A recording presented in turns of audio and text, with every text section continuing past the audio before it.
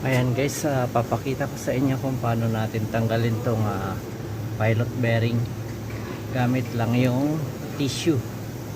Ayan, lalagyan lang natin siya ng tissue. Maraming tissue.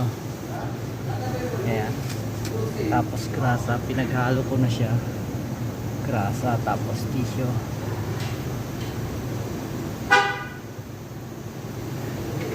Tapos kailangan ito